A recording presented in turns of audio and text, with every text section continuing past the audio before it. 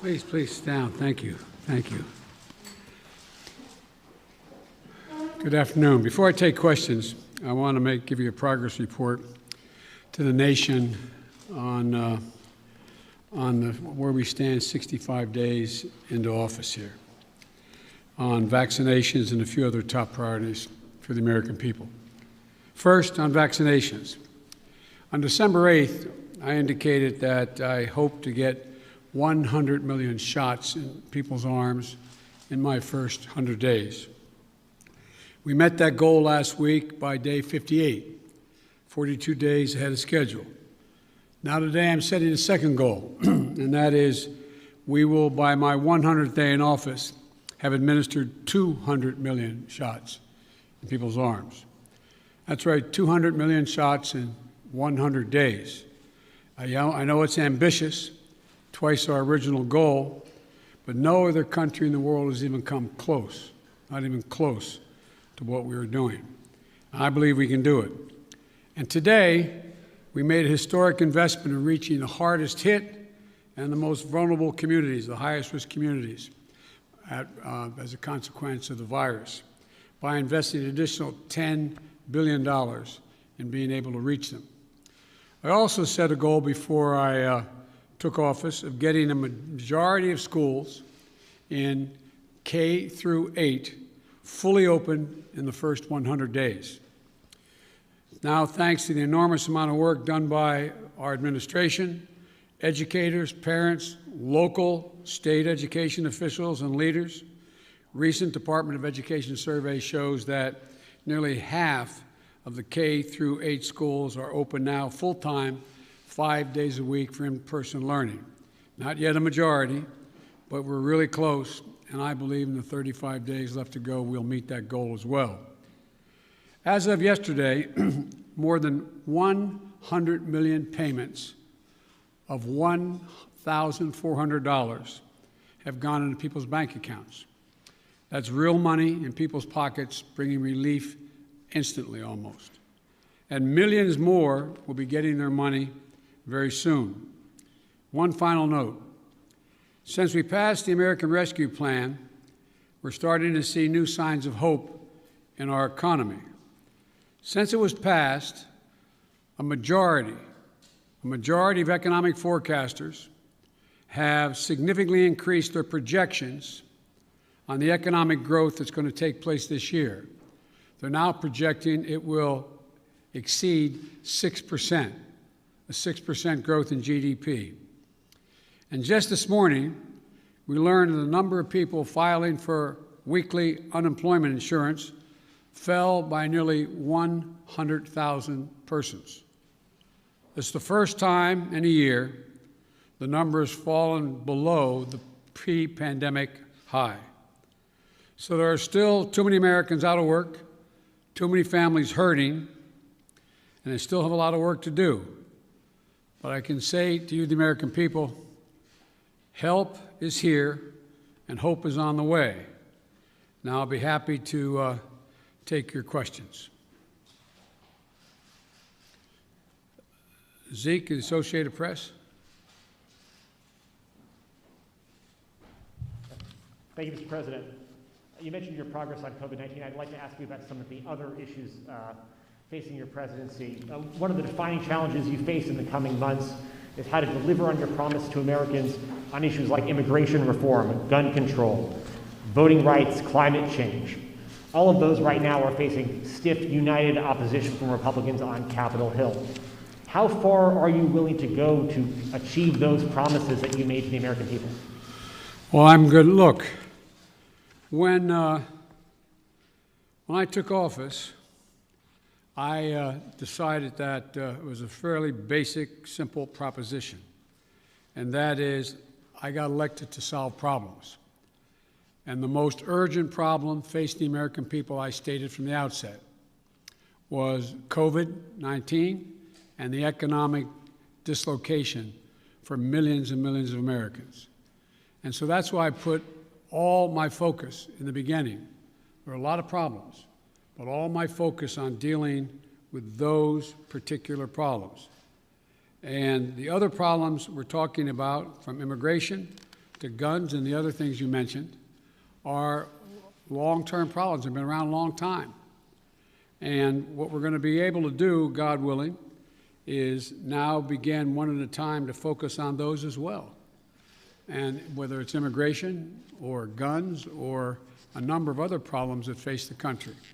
But the fundamental problem is getting people some peace of mind so they can go to bed at night and not stare at the ceiling wondering whether they lost their health insurance, whether they're going to lose a family member, whether they're going to be in a position where they're going to lose their home because they can't pay their mortgage, or the millions of people are going to get thrown out of their homes because of the inability to pay their rent. So we're going to move on these one at a time, try to do as many simultaneously as we can, but that's the reason why I focused as I have. And here's the deal. I think my Republican colleagues are going to have to determine whether or not we want to work together, or they'll decide that the way in which they want to proceed is to just decide to divide the country, continue the politics of division. But I'm not going to do that. I'm just going to move forward and take these things as they come. And just to follow up, Mr. President, can your presidency be a success if you can't make progress on those four challenges: climate change, immigration reform, gun control, voting rights? Well, I plan on making progress on all of them, but that's going to be for the American people to decide. I think, I doubt whether, maybe you did, maybe others did. I thought, many of you thought there was no possibility of my getting the plan I got passed without any Republican votes. Pretty big deal. Got passed. Growing the economy. People's lives are changing. So let's see what happens. All I know, I've been hired to solve problems, not create division. Okay, how about Yamiche? Thanks so much, Mr. President. You've said over and over again that immigrants shouldn't come to this country right now. This isn't the time to come. That message is not being received. Instead, the perception of you that got you elected as a moral, decent man is the reason why a lot of immigrants are coming to this country and entrusting you with unaccompanied minors. How do you resolve that tension? And how are you choosing which families can stay and which can go, given the fact that even though with Title 42, there are some families that are staying? And is there a timeline for when we won't be seeing these overcrowded facilities run by CPB when it comes to unaccompanied minors? Well, look, I guess I should be flattered. People are coming because I'm the nice guy. That's the reason why it's happening. That I'm a decent man, or however it's phrased. That, that's why they're coming, because Biden's a good guy. Truth of the matter is, nothing has changed. As many people came, 28% increase in children to the border in my administration, 31% in the last year in 2019 before the pandemic in the Trump administration. It happens every single solitary year. There is a significant increase in the number of people coming to the border in the winter months of January, February, March. It happens every year. In addition to that, there is and by the way, does anybody suggest that there was a 31% increase under Trump because he was a nice guy and he was doing good things at the border? That's not the reason they're coming. The reason they're coming is that it's the time they can travel with the least likelihood of dying on the way because of the heat in the desert, number one. Number two, they're coming because of the circumstances in country. In country. The way to deal with this problem, and I started to deal with it back when I was United States Vice President, putting together a bipartisan plan of over $700 million to do with the root causes of why people are leaving. What did Trump do? He eliminated that funding. He didn't use it. He didn't do it. And in addition to that, what he did, he dismantled all the elements that exist to deal with what had been a problem and has been continued to be a problem for a long time. He, in fact, shut down the number of beds available. He did not fund HHS to get people, to get the children out of those Border Patrol facilities where they should not be and not supposed to be more than a few days, a little while. But he dismantled all of that. And so what we're doing now is attempting to rebuild the system that can accommodate what is happening today. And I'd like to think it's because I'm a nice guy, but it's not. It's because of what's happened every year. Let me say one other thing on this. If you take a look at the number of people who are coming, the vast majority, the overwhelming majority of people coming to the border and crossing are being sent back, Thousands, tens of thousands of people who are over 18 years of age and single people, one at a time coming, have been sent back, sent home. We're sending back the vast majority of the families that are coming. We're trying to work out now with Mexico their willingness to take more of those families back.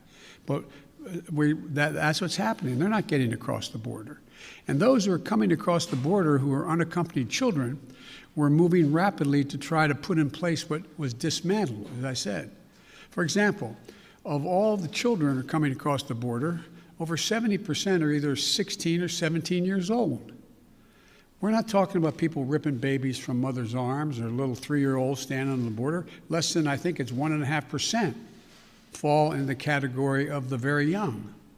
So what we're doing is we're providing for the space, again, to be able to get these kids out of the Border Patrol facilities, which no one should be in any longer than 72 hours. And today, I went to, for example, I used all the resources available to me, went to the Defense Department, and the Secretary of Defense has just made available Fort Bliss, 5,000 beds. Be immediately available, 5,000 beds in the Texas border. So we're building back up the capacity that should have been maintained and built upon, that Trump dismantled. It's going to take time. And the other thing we're doing, I might add, am I giving you too long an answer? Because if you don't want the detail. No, but I mean, I don't know how much detail you want about immigration. Maybe I'll stop there and finish. My follow-up question is, one, if you could talk a little bit about which families, why they're being allowed to stay, what the families that are being allowed to stay, why they're being allowed to stay. In addition to that, when it comes to the filibuster, which is what Zeke was asking about, there's immigration is a big issue, of course, when it related to the filibuster, but there's also Republicans who are passing bill after bill trying to restrict voting rights. Chuck Schumer is calling it an existential threat to democracy. Why not back a filibuster rule that at least gets around issues including voting rights or immigration? Jim Clyburn, someone, of course, who you know very well, has backed the idea of a filibuster rule when it comes to civil rights and voting rights. Well, look, I'm going to deal with all of those problems. The question is the priorities as they come and land on my plate. Let's go to the first question you asked, the first of the second questions you asked, and that is, what about dealing with families? Why are not some not going back? Because Mexico is refusing to take them back. They're saying they won't take them back, not all of them. We're in negotiations with the president of Mexico. I think we're going to see that change. They should all be going back, The only people we're not going to let sitting there on the other side of the Rio Grande by themselves with no help are children. And what we're doing there, and it's an important point to understand. I know you understand it. I don't mean to say it that way. An important point to focus on. The vast majority of people under the age of 18 coming to the United States come with a telephone number on a wristband, or come with a telephone number in their pocket in the United States. A mother, a father, a close relative, a grandmama or grandpa.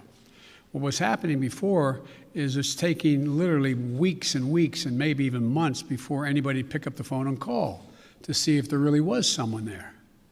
Well, we've set up a system now where within 24 hours there's a phone call made as that child crosses the border.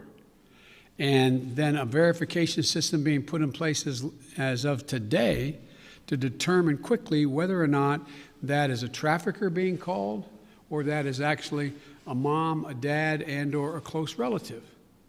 They're establishing that right off the bat. If it in fact is mom or dad, dad says, to take the extreme case, I got a birth certificate. Then guess what? We're getting that kid directly to that parent immediately. And so that's going to reduce significantly. There's two ways to reduce child populations in circumstances that are not acceptable, like being held at a Border Patrol station. One is to get them to the place where they have a relative and set a date as to when a hearing can be held. The second way to do it is put them in a Health and Human Services facility that we're occupying now, both licensed beds around the country that exist, as well as, for example, federal resources like Fort Bliss, to get them safely in a place where they can be taken care of while their fate is determined. Filibuster. Filibuster. You know, with regard to the filibuster, I believe we should go back to a position of the filibuster that existed just when I came to the United States Senate 120 years ago. And that is that it used to be required for the filibuster, and I had a card on this. I was going to give you the statistics, but you probably know them. That it used to be that from between 1917 and 1971, the filibuster existed. There were a total of 58 motions to break a filibuster. That whole time. Last year alone, there were 5 times that many. So it's being abused in a gigantic way. And for example, it used to be you had to stand there and talk and talk and talk and talk until you collapsed. And guess what? People got tired of talking and tired of collapsing. Filibusters broke down and we were able to break the filibuster, get a quorum and vote. So I strongly support moving in that direction, in addition to having an open mind about dealing with certain things that are just elemental to the functioning of our democracy, like the right to vote, like the basic right to vote. We've amended the filibuster in the past. But here's the deal. As you observed, I'm a fairly practical guy. I want to get things done. I want to get them done consistent with what we promised the American people. And in order to do that, in a 50-50 Senate, we've got to get to the place where I get 50 votes so that the Vice President of the United States can break the tie, or I get 51 votes without her. And so I'm going to say something outrageous.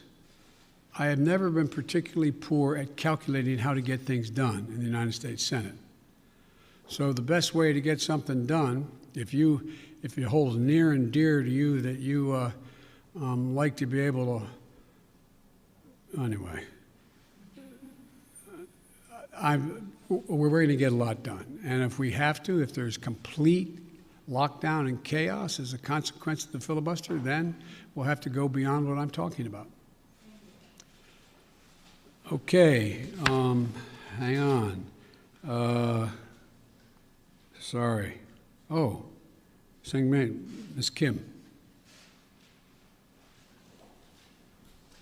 Thank you, Mr. President. To follow up on the filibuster, so do you believe it should take 60 votes to end a filibuster on legislation or 51?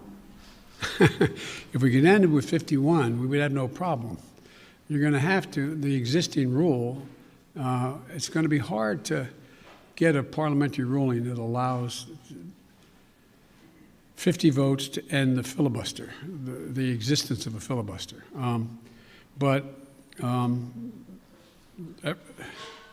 It's not my expertise in what the parliamentary rules and how to get there are, but our preoccupation with the filibuster is totally legitimate. But in the meantime, we got a lot we can do while we're talking about what we're going to do about the filibuster. Let me get here. Okay. Cecilia Vega. I'd like to circle back to immigration, please. You just listed the reasons that people are coming, talking about in-country problems, saying that it happens every year. You blamed the last administration. Sir, I just got back last night from a reporting trip to the border where I met 9-year-old Josel, who walked here from Honduras by himself, along with another little boy. He had that phone number on him, and we were able to call his family. His mother says that she sent her son to this country because she believes that you are not deporting unaccompanied minors like her son. That's why she sent him alone from Honduras. So, sir, you blame the last administration, but is your messaging in saying that these children are and will be allowed to stay in this country and work their way through this process, encouraging families like Josel's to come? Well, look,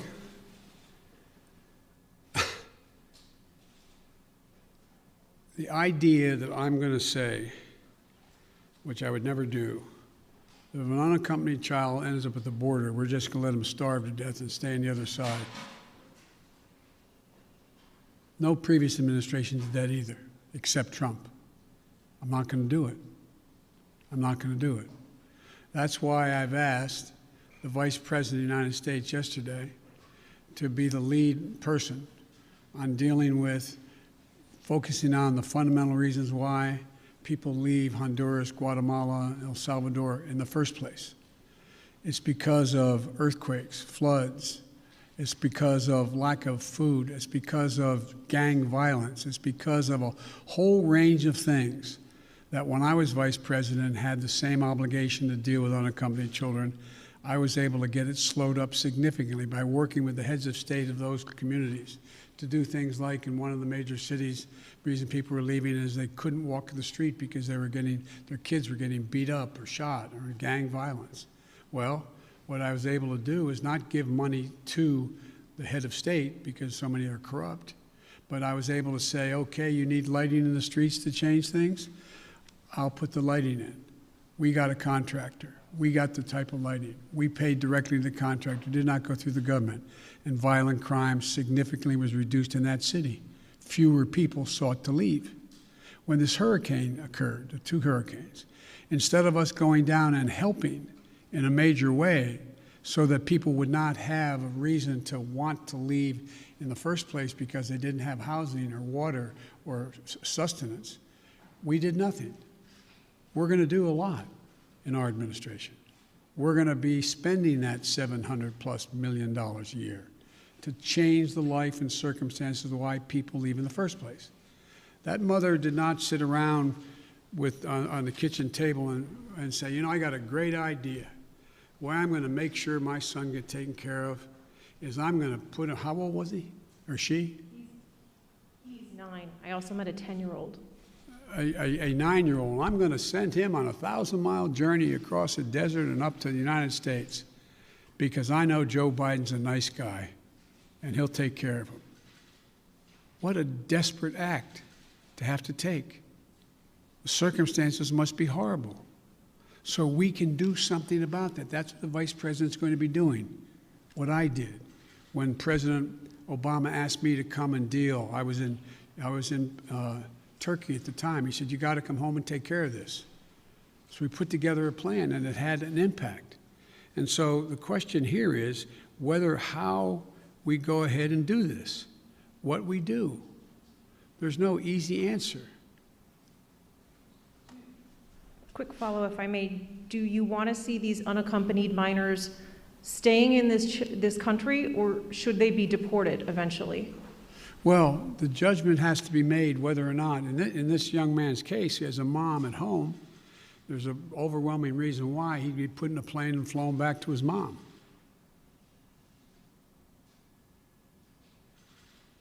Follow, sir. You mentioned circumstances that must be horrific. The Customs and Border Protection Facility in Donna, Texas, I was there, is at 1,556% capacity right now with mostly unaccompanied minors. There are kids that are sleeping on floors. They are packed into these pods. I've spoken to lawyers who say that some of these children have not seen the sun in days.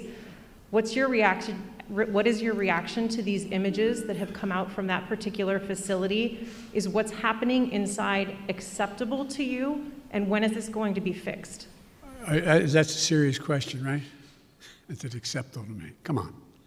That's why we're going to be moving 1,000 of those kids out quickly. That's why I got Fort Bliss opened up. That's why I've been working from the moment this started to happen to try to find additional access for children to be able to safely, not just children, but particularly children, to be able to safely be housed while we follow through on the rest of what's happening. That is totally unacceptable.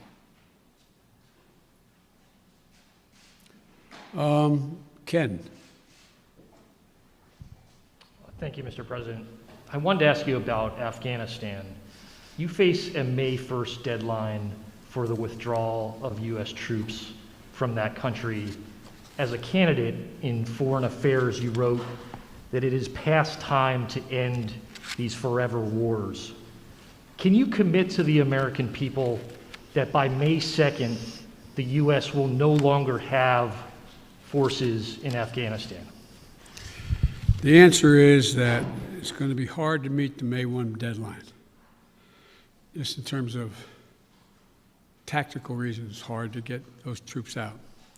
So what we've been doing, what I've been doing, and what Secretary Blinken has been doing, we've been meeting with our allies, those other nations that have NATO allies who have troops in Afghanistan as well. And if we leave, we're going to do so in a safe and orderly way. We're in consultation, I said, with our allies and partners and how to proceed. And Secretary Blinken is meeting in Brussels this week with our NATO allies, particularly those who have forces there.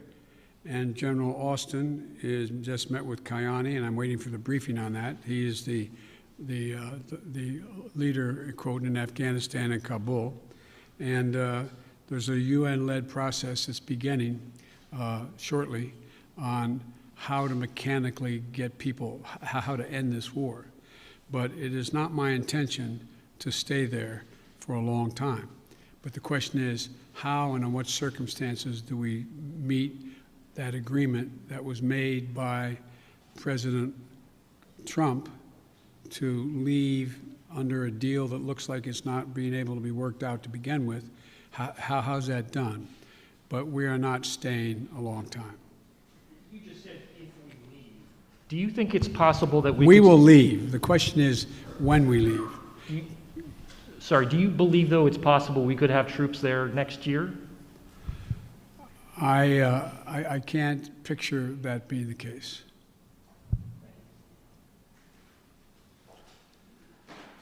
Okay, Kristen.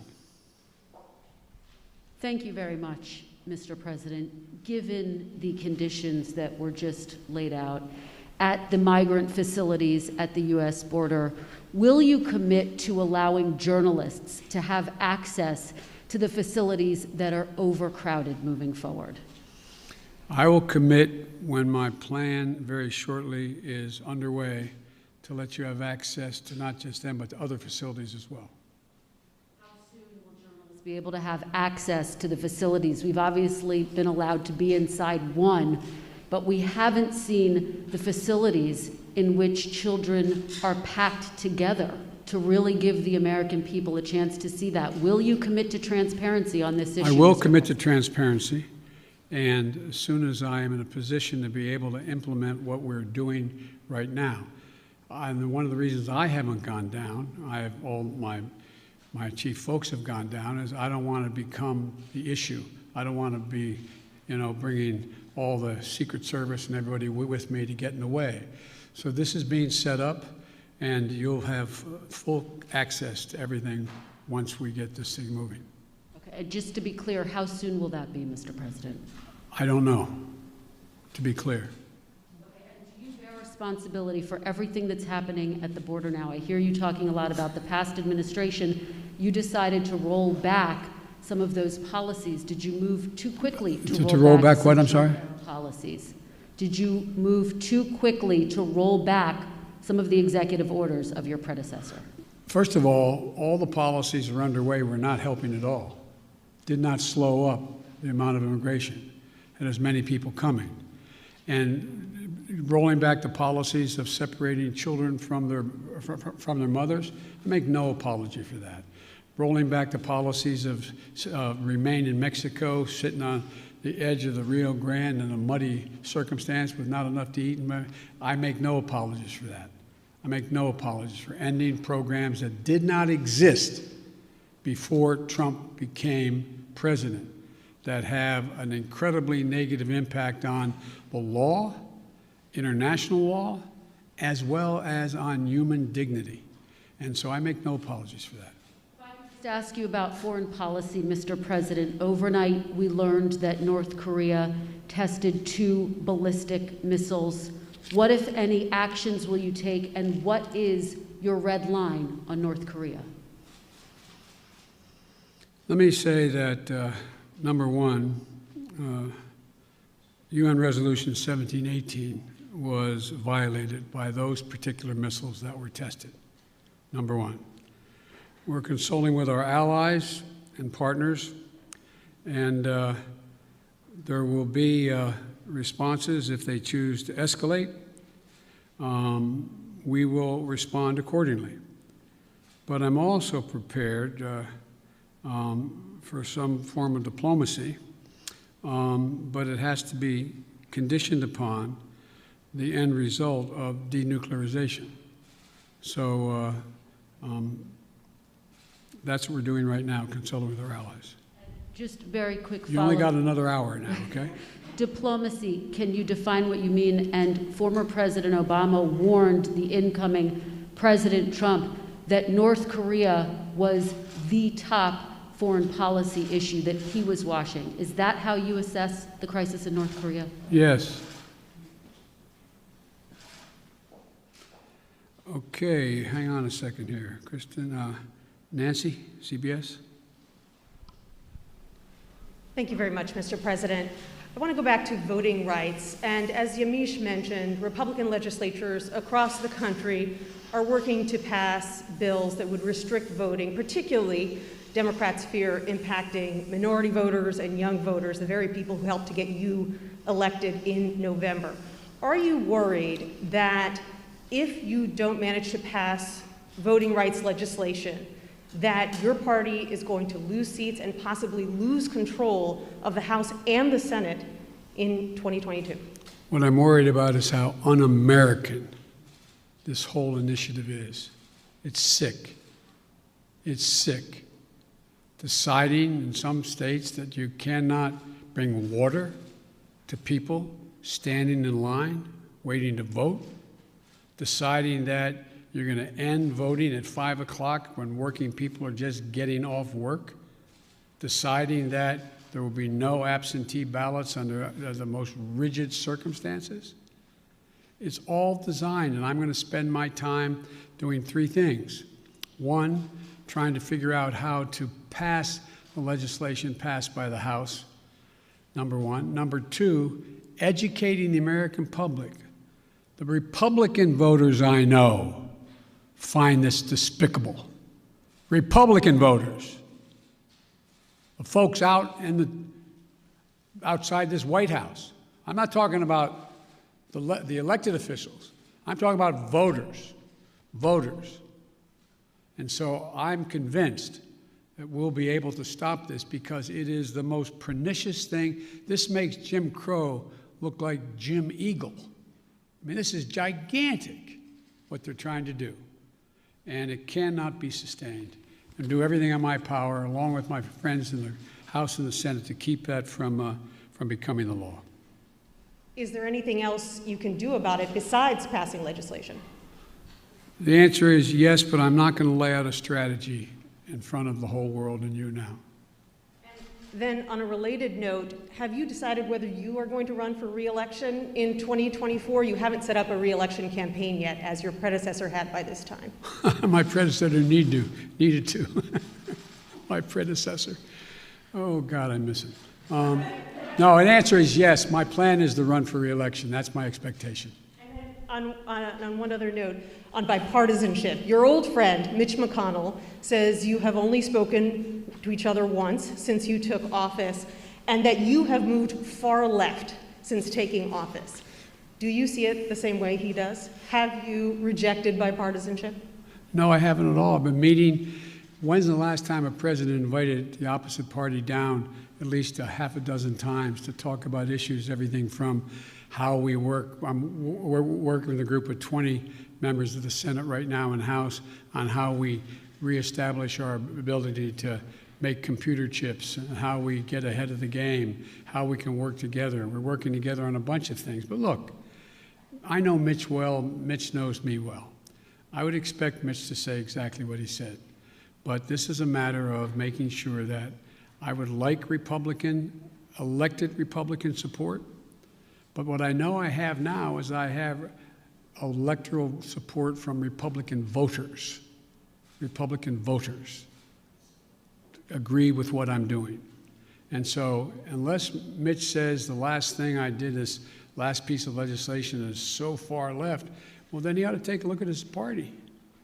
Over 50% of them must be over that edge as well, because they support what I did.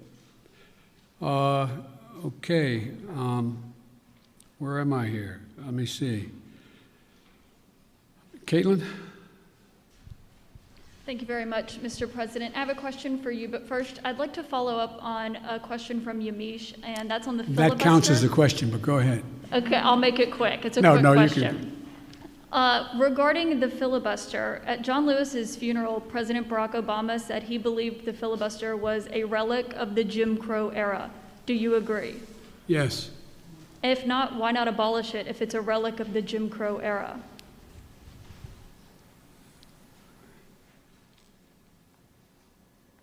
Successful electoral politics is the art of the possible. Let's figure out how we can get this done and move in the direction of significantly changing the abuse of even the filibuster rule first. It's been abused from the time it came into being by an extreme way in the last 20 years. Let's deal with the abuse first. You're moving closer to eliminating the filibuster. Is that correct? I answered your question. You also just made some news by saying that you are going to run for re-election. I said that is my expectation. So is that a yes, that you are running for re-election? Look, I don't know where you guys come from, man. I've never been able to travel. I'm a great respecter of fate. I've never been able to plan 3.5 years ahead for certain. And if you do run, will Vice President Harris be on your ticket? I would fully expect that to be the case. She's doing a great job. She's a great partner. She's a great partner. And do you believe you'll be running against former President Trump? Oh, come on. I don't even think about it. I have no idea.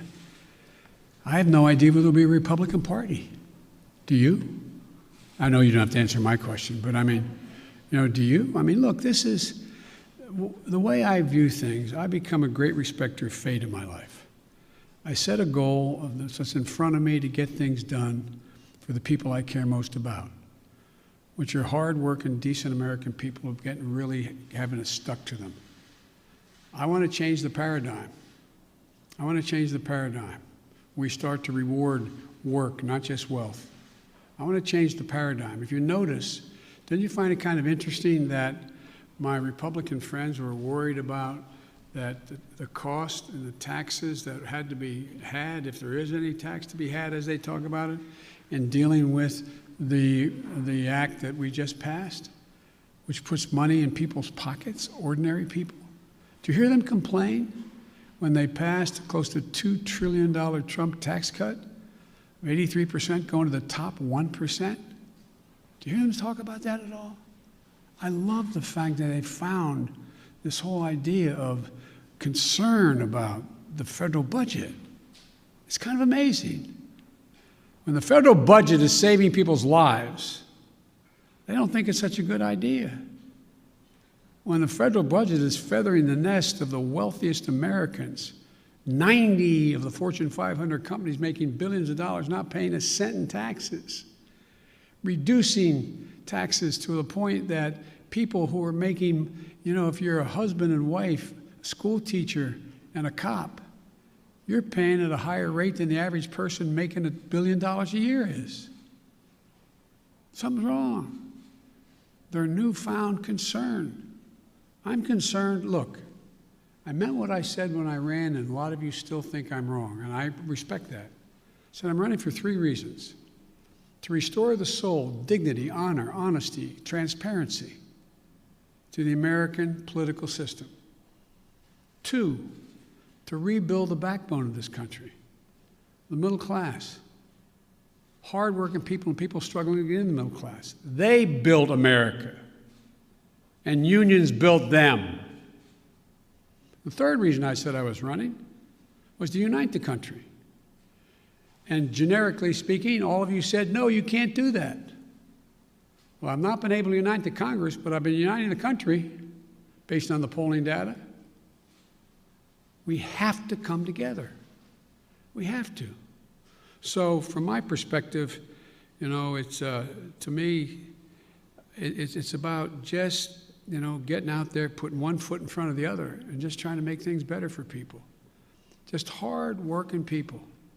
People get up every morning and just want to figure out how to put food on the table for their kids, to be able to have a little bit of breathing room, being able to have, make sure that they go to bed not staring at the ceiling like my dad did, wondering whether, since he didn't have health insurance, what happens if mom gets sick or he got sick. These are basic things. Basic things. And I'm of the view that the vast majority of people, including registered Republicans by and large, share that same view, that same sense of what is, you know, what's appropriate. Justin Sink, Bloomberg. Thanks, Mr. President. I wanted to ask about your relationship with China now that you've been in office for a couple months. There's obviously the meeting in Alaska that was a little theatrical, and there's the continued human rights abuses. So today, I'm wondering, are you more likely than you were when you came into office to maintain tariffs on China? Are you considering banning imports of forced labor products? And would you consider cutting off U.S. investment or Chinese access to international payment systems? Well, look, they're each specifically legitimate questions, but they only touch a smidgen of what the relationship with China really is about. I've known Xi Jinping for a long time. Allegedly, by the time I left office as vice president, I had spent more time with Xi Jinping than any world leader had, because President Obama and the Chinese President Hu decided we should get to know one another, since it was inappropriate for the President of the United States to spend time with the Vice President of another country. But it was obvious he was going to become the new leader of China. So I spent hours upon hours with him alone with an interpreter, my interpreter and his, going into great detail. He's very, very straightforward. Doesn't have a Democratic with a small d bone in his body, but he's a smart guy. He's one of the guys like Putin who thinks that autocracy is the wave of the future. Democracy can't function in an ever complex world. So when I was elected and he called to congratulate me, I think to the surprise of the China experts who were his people on the call as well as mine listening, we had a 2-hour conversation for 2 hours. And we made several things clear to one another. I made it clear to him again, what I've told him in person on several occasions, that we're not looking for confrontation, although we know there will be steep competition. 2, that we'll have strong competition, but we'll insist that China play by the international rules. Fair competition, fair practices, fair trade. Thirdly, in order to compete effectively, I indicated that we're going to deal with China effectively. And we're going to need 3 things to do that, telling our people. First, we're going to invest in American workers and American science. I said that all through the campaign. I say it again, and I'm setting up my administration to be able to do that, which is that You know, back in the 60s, we used to invest a little over 2% of our entire GDP in pure research and investment in science. Today, it's 0.7%. I'm going to change that. We're going to change that. The future lies in who can, in fact, own the future as it relates to technology, quantum computing, a whole range of things, including in the medical fields. And so, what I'm going to do is make sure we invest closer to 2%. One of the reasons why I've set up the PAB, the President's Board with scientists and the like, again, is we're going to invest in medical research, cancer, Alzheimer's, diabetes, the things, industries of the future, artificial intelligence, quantum computing, biotech, and we're going to make real investments. China is out investing us by a long shot because their plan is to own that future. The second thing we're going to do is we're going to reestablish our alliances, and I've been very clear with them. It's not anti-Chinese, and we've talked about it. I want to make sure that, for example, later today, after this, as a matter of fact, shortly after this, which is fine, we've been going close to an hour. I'm happy to go longer, but one of the things that I'm going to be doing, I'm going to be speaking with 27 heads of state in Europe. And very shortly, I think within the next hour or so, I don't know the exact time. And earlier this month, and apparently it got the Chinese attention, that's not why I did it, I met with our allies and how we're going to hold China accountable in the region. Australia, India, Japan, and the United States, the so-called Quad. Because we have to have democracies working together. Before too long, I'm going to invite an alliance of democracies to come here to discuss the future. And so we're going to make it clear that in order to deal with these things, we are going to hold China accountable to follow the rules. To follow the rules. Whether it relates to the South China Sea or the North China Sea or the agreement made on Taiwan or a whole range of other things.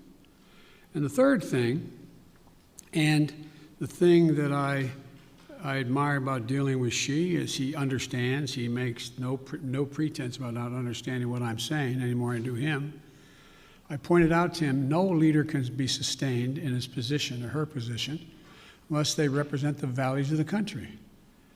And I said, Mr. President, as I've told you before, Americans value the notion of freedom. America values human rights. We don't always live up to our expectations, but it's a value system. We are founded on that principle. And as long as you and your country continues to so blatantly violate human rights, we are going to continue in an unrelenting way to call to the attention of the world and make it clear what's happening. And he understood that. I made it clear that no American president, at least one did, but no American president ever backed down from speaking out of what's happening in the Uyghurs, what's happening in Hong Kong, what's happening in country. That's who we are. The moment a president walks away from that, as the last one did, is the moment we begin to lose our legitimacy around the world. It's who we are. So I see stiff competition with China. China has an overall goal, and I don't criticize them for the goal, but they have an overall goal to become the leading country in the world, the wealthiest country in the world, and the most powerful country in the world. That's not going to happen on my watch, because the United States is going to continue to grow and expand. All right, just to follow up on the meeting of democracies, is that where you expect in a multilateral way to make these decisions about sanctions or No, that's not where I make the decision. That's where I make sure we're all on the same page. All on the same page. Look, I predict to you, your children or grandchildren are going to be doing their doctoral thesis on issue of who succeeded, autocracy or democracy, because that is what is at stake. not just with China. Look around the world. We're in the midst of a fourth industrial revolution of enormous consequence. Will there be middle class? How will people adjust to these significant changes in science and technology, the environment? How will they do that? And our democracy is equipped, because all the people get to speak, to compete. It is clear, absolutely clear, and most of the scholars I dealt with at Penn agree with me around the country, that this is a battle between the utility of democracies in the 21st century and autocracies. If you notice, you don't have Russia talking about communism anymore. It's about an autocracy. Demand decisions made by a leader of a country. That's what's at stake here. We got to prove democracy works. Mr. President, sorry, I know you haven't had a chance to address the tragedies in Georgia and Colorado. You had said to stay tuned for actions that you might take on gun control. Wondering if you've made a decision either about sending the manufacturer liability bill that you had promised on day one to Capitol Hill, or executive actions like going after ghost guns or giving money to cities and states to battle gun control. All the above. It's a matter of timing. As you've all observed, successful presidents, better than me, have been successful in large part because they know how to time what they're doing, order it, decide on priorities, what needs to be done. The next major initiative is, and I'll be announcing it Friday in Pittsburgh in detail, is to rebuild the infrastructure, both physical and technological infrastructure of this country, so that we can compete and create significant numbers of really good paying jobs. Really good paying jobs. And some of you who have been around long enough to know that used to be a great Republican goal and initiative. I still think the majority of the American people don't like the fact that we are now ranked, 85th in the world in infrastructure. I mean, look, the future rests on whether or not we have the best airports that can accommodate air travel, ports that you can get in and out of quickly so businesses decide. Some of you, if you're ever local reporters and you found your governor or mayor trying to attract business to your community, what's the first thing the business asked? What's the closest access to an interstate highway? How far am I from freight rail? Is the water available? Is enough water available for me to conduct my business? All the things that relate to infrastructure. We have somewhere, I asked the staff to write it down for me, and they did, not for this, but for a longer discussion. We have somewhere in terms of infrastructure, we rank 13th globally in infrastructure. China is investing 3 times more in infrastructure than the United States is. Bridges, more than 1/3 of our bridges, 231,000 of them, need repairs. Some are physical safety risks or preservation work. 1 in 5 miles of our highways and major roads are in poor condition. That's 186,000 miles of highway. Aviation, 20% of all flights weren't on time, resulting in 1.5 million hours lost in production. 6 to 10 million homes in America still have lead pipes servicing their water lines. We have over 100,000 wellheads that are not capped, leaking methane. What are we doing? And by the way, we can put as many pipe fitters and miners and us to work capping those wells at the same price that they would charge to dig those wells. So I just find it frustrating. Frustrating. Talk about, last point I'll make in the infrastructure, and I apologize for spending more time on it, but is that if you think about it,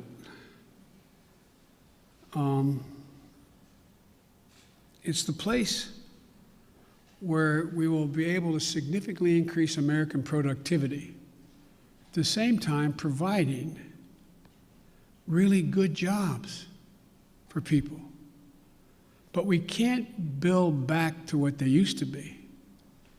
We have to build, the environment's already, global warming's already done significant damage. The roads that used to be above the water level didn't have to worry about where the drainage ditch was. Now you got to rebuild them 3 feet higher because it's not going to go back to what it was before. Only get worse unless we stop it. There's so much we can do. Look at all the schools in America. Most of you live in the Washington area now, but in your hometowns, I don't know where you're all from. How many schools where the kids can't drink the water out of the fountain? How many schools are still in a position where there's asbestos? How many schools in America we're sending our kids to don't have adequate ventilation? How many homes, buildings, office complexes are wasting billions of barrels of oil over time because they can't hold in the heat or the air conditioning because it's leaks through the windows that are so porous and the connections? It's amazing. So there's so much we can do that's good stuff, makes people healthier, and creates good jobs. And I think that I got one more question here. And Janet from Univision. Thank you, Mr. President. We too have been reporting at the border, and just like Cecilia, we ran into a pair of siblings who came in on Monday, were detained by CBP, had the phone number for their mother who lives in the U.S. We have contacted the mother. That's the only way they know her kids are here, because CBP today, Thursday, has not contacted that mother. So when can we expect your promise of things getting better with contacting and expediting? Well, they're already getting better, but they're going to get real. They're going to get a whole hell of a lot better real quicker. We're going to hear some people leaving. Okay? We can get this done. We're going to get it done. I had a long meeting with the entire team and several cabinet-level officers the other night. We're going to be moving within the next week over 100,000. I mean, 1,000 people out of the Border Patrol into safe, secure beds and facilities. We're going to significantly ramp up. We're already out there contacting everyone from getting some of the employees at HHS. There's a lot of them doing other things and move them into making those calls. We're in the process of rearranging and providing for the personnel needed to get that done. But I admire the fact that you were down there, you're making the calls yourself. It's real. The next thing that has to happen, though, as you well know, has to happen, there have to be some certitude that this is actually mom, dad, or whomever. And there's ways to do that. There's ways to do that a little bit like determining whether or not you got the right code for your credit card. What was your dog's name, kind of thing. I'm being a bit facetious, but not really. And also seeking harder data from DNA to birth certificates, which takes longer. So I want to do this as quickly, as humanly possible, and as safely as possible. As you well know, treating the root causes in Latin America doesn't change things overnight. How do you realistically and physically keep these families from coming to the U.S. when things will not get better in their countries right away? Well, I can't guarantee that, but I know, that old thing, the journey of 1,000 miles starts with the first step. You know as well as I do. You cover it. You have it's not like somebody sitting on a hand-hewn table in Guatemala, in somewhere in Mexico or in Guadalupe saying, I got a great idea. Let's sell everything we have. Give it to a coyote. Have them take our kids across the border into a desert where they don't speak the language. Won't that be fun? Let's go. That's not how it happens. People don't want to leave. When my great-grandfather got in a coffin ship in the Irish Sea, the expectation was he going to live long enough on that ship to get to the United States of America. But they left because of what the Brits had been doing. They were in real, real trouble. They didn't want to leave, but they had no choice. So I can't guarantee we're going to solve everything, but I can guarantee we can make everything better. We can make it better. We can change the lives of so many people. And the other thing I want to point out to you, and I hope you point out, I realize it's much more heart-wrenching, and it is, to deal with a 5 and 6 and 7-year-old. But you went down there and you saw the vast majority of these children, 70% are 16 years old, 17 years old, and mostly males. Doesn't make it good, bad, or indifferent, but the idea that we have tens of thousands of kids in these god-awful facilities that are really little babies crying all night, that's true. That's why we got to act. And yesterday, I asked my team, both the director of the two agencies as well as others, I asked them what would they in fact, and I asked their opinion because they're the experts, but I said, focus on the most vulnerable immediately. But there's no reason why in the next month as people cross the border, that phone call can't be made in the first 48 hours and begin. If I may ask one last question, have you had any talks with Senate Republicans who are threatening this administration with not considering the immigration legislation that was passed in the House until the situation at the border has been resolved?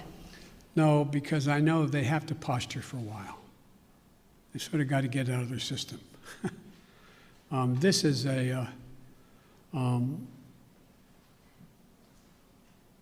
but I'm ready to work with any Republican who wants to help solve the problem or make the situation better. But folks, I'm going. Thank you very, very much. I appreciate it. Thank you.